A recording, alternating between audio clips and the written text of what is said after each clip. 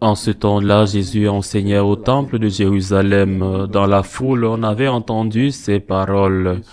Et les uns disaient, c'est vraiment lui le prophète annoncé. D'autres disaient, c'est lui le Christ. Mais d'autres encore demandaient, le Christ peut-il venir de Galilée? L'Écriture ne dit-elle pas que c'est de la descendance de David et de Bethléem, le village de David, que vient le Christ? C'est ainsi que la foule se divisa à cause de lui. Quelques-uns d'entre eux voulaient l'arrêter, mais personne ne mit la main sur lui. Les gardes revinrent auprès des grands prêtres et des pharisiens qui leur demandèrent « Pourquoi ne l'avez-vous pas amené ?» Les gardes répondirent « Jamais un homme n'a parlé de la sorte. » Et les pharisiens leur répliquèrent « Alors, vous aussi, vous vous êtes laissé égarer. Parmi les chefs du peuple et les pharisiens, y en a-t-il un seul qui ait cru en lui?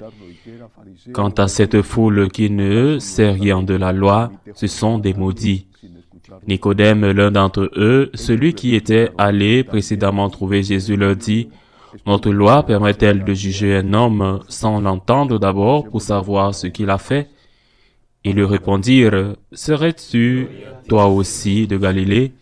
Cherche bien, et tu verras que jamais aucun prophète ne surgit de Galilée. » Puis ils s'en allèrent, chacun chez soi, acclamant la parole de Dieu.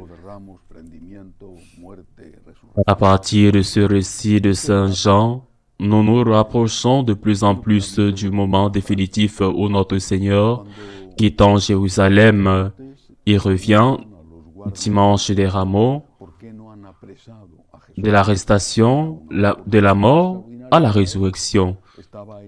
De ce récit, je ne veux retenir qu'une phrase. Lorsque les prêtres demandent aux gardiens du temple pourquoi ils ne se sont pas emparés de Jésus, c'était une occasion extraordinaire pour eux. Il était sur leur terrain. Pourquoi ne l'avez-vous pas amené? Lisent-ils et ils répondent, personne n'a jamais parlé comme cet homme. Eh bien, ce qu'il avait, c'est qu'il était Dieu. Ce n'était pas seulement une question d'éloquence. C'était qu'il était, il est, parce qu'il le vit, il est Dieu. Ces paroles sont des paroles de Dieu. Ces paroles sont des paroles de vie. Ces paroles touchaient le cœur. Elles allaient au plus profond de l'âme. Elles faisaient renaître un feu vivant là où il n'y avait que des cendres. Il y a une autre scène où l'on parle des paroles de Jésus.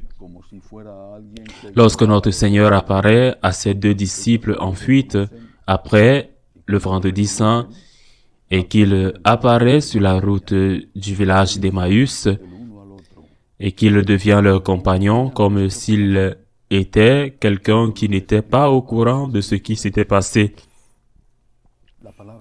Ils ne le reconnaissent pas, et lorsqu'ils le reconnaissent, au moment de rompre le pain dans l'Eucharistie, ils se disent l'un à l'autre, « Notre cœur n'était-il pas brûlant lorsqu'il nous expliquait les Écritures? » La parole de Jésus a toujours cet effet, elle fait brûler notre cœur. Elle fait battre notre cœur à nouveau. Elle fait vivre ou revivre notre cœur.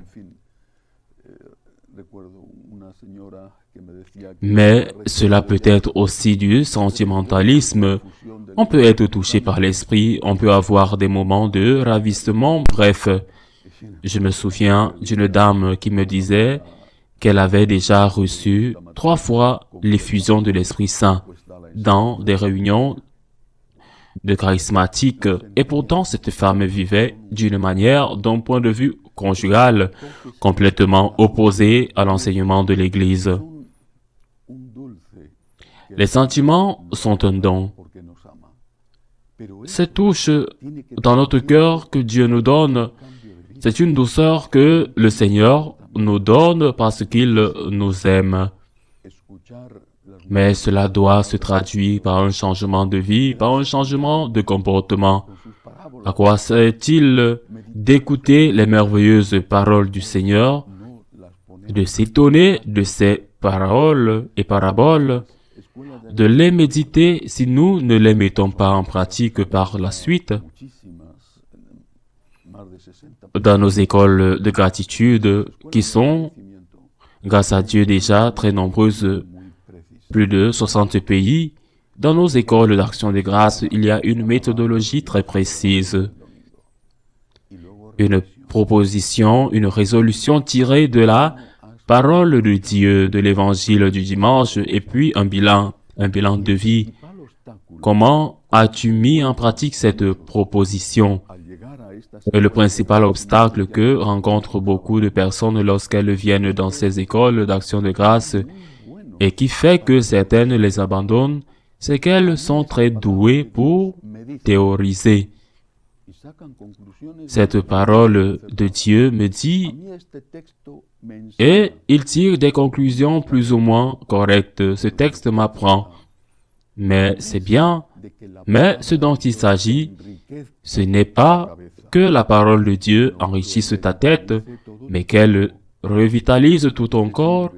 À quoi sert de savoir si tu ne pratiques pas, de comprendre si tu ne l'emportes pas dans ta vie de tous les jours?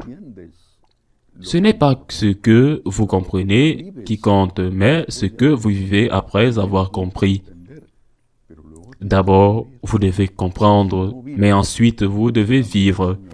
Et si vous ne vivez pas, comme le dit aussi le Seigneur, vous êtes comme l'homme qui s'est regardé dans le miroir, s'est retourné et a oublié à quoi il ressemblait. Ce n'est pas celui qui dit « Seigneur, Seigneur », mais celui qui fait la volonté de mon Père, celui-là même, a dit Jésus. Alors, quelle joie quand le Seigneur touche notre cœur, quel cadeau, quelle bénédiction quand il nous enflamme, quand il nous remplit de son Esprit Saint, quand il nous stimule à le suivre. C'est un cadeau, c'est une bénédiction, mais il faut la mettre en pratique. Les actes sont de l'amour, dit-on en Espagne. Obras son amores y no obras razones. Les actes sont de l'amour et non de bonnes raisons. Ainsi soit-il.